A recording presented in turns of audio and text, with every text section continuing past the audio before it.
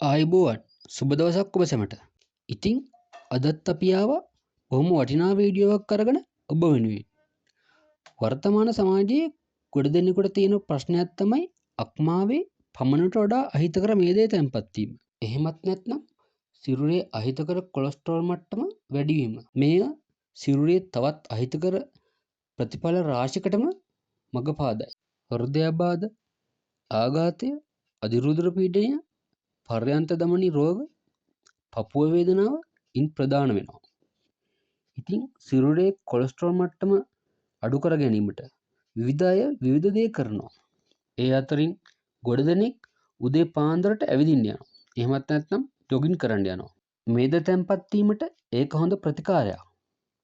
මෙසේ පාන්දරට ඇවිදින්නට යාමින් අප ශරීරයේ අහිතකර මේදය දහනය කරමින් අප ශරීරයේ කොලෙස්ටරෝල් මට්ටම අඩු කරන බව ඔබ කවුරුත් දන්නවා ඇති. ඉතින් පාන්දරට එසේ ඇවිදීම වගේම බටහිර වෛද්‍ය ඖෂධ කිසිවක් නොගෙන ස්වාභාවිකවම ඔබේ ශරීරයේ කොලෙස්ටරෝල් මට්ටම අඩු කරගත හැකි. ඒ වගේම ඔබට පහසුවෙන් කළ හැකි තවත් පිළිවෙත් 3ක් ගැන පැහැදිලි කරන්නයි අපේ මේ සූදානම. එහෙනම් අපි යමු වීඩියෝට. අංක 1. එක දිගට පැය 16ක් කිසිම ආහාරයක් නොගෙන නිරාහාරව සිටින්න. අවශ්‍ය නම් ජලය පමණක් පානය කරන්න. උදාහරණයක් විදිහට අවසන් වරට දහවල් 2ට ආහාර ලබාගත්තට පසුව පසුදා උදෑසන 6 වන තෙක්ම එක දිගට පැය 16ක් නිරාහාරව සිටින්න.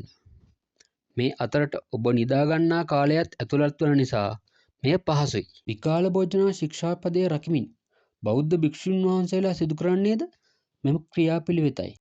මෙමගින් ඔබගේ ශරීරයේ තැන්පත් අහිතකර මේදය දහනය වීම වඩාත් කාර්යක්ෂමව සිදුවේ. මෙම ක්‍රියාවලිය සිදුවන ආකාරය පැහැදිලි කරනවා නම් අප ආහාර ගත්තාට පසු ඒ ලබාගත් ආහාර ජීර්ණය කරමින් ඒවායින් ලැබෙන ශක්තිය භාවිතා කිරීම නිරාහාරව සිටින පැය 16න් මුල් පැය 8 තුලදී සිදුවෙනවා. ඉන්පසු සිරුරේ ගබඩාවේ ඇති සීනි අවසන් වීම ආරම්භ වෙන අතර තැන්පත් අහිතකර මේදය ක්‍රමයෙන් දහනය වීමට පටන් ගන්නවා. මෙම ක්‍රියාවලිය මුල් පැය 8න් පසු අවසාන 16 වන පැය තෙක් සිදුවෙනවා. මතක තබා ගන්න. සිරුරේ අහිතකර මේදය කාර්යක්ෂමව දහනය වීම සිදුවන්නේ මෙම අවසාන පැය කිහිපය තුලදී. මේද දහනයට අමතරව මෙමගින් ස්වාභාවිකවම ශරීර අභ්‍යන්තරය පිරිසුදු කිරීමකට ලක් වෙනවා. ඉතින් බටහිර වෛද්‍ය විද්‍යාවේ මේ ක්‍රියාවලිය ඔටෝෆිජි ලෙසින් හඳුන්වයි. පැය 16ක් නිරාහාරව සිටීම ඔබ හැමදාම කළ යුතු නෑ. ඉඳලා හිටලා හෝ ඒ කරන දේ හරියට කරනවා නම් කොලෙස්ටරෝල් පමණක් නෙමෙයි ඔබ ශරීරයේ තවත් ලෙඩ රෝග බොහොමයක්ම පාලනයට ඒක හේතු වෙනවා. උදාහරණයක් විදිහට මුස්ලිම් ආගමේ බැතිමතුන් අවුරුද්දටම එක කෙටි කාලයක් උපවාසය කරනවා. එයින්ද නිරාහාරව සිටින ඔවුන්ගේ ශරීර අභ්‍යන්තරය තුළ ඔටෝෆිජි ක්‍රියාවලිය සිදු වී ඔවුන්ව නිරෝගීමත් කරවයි.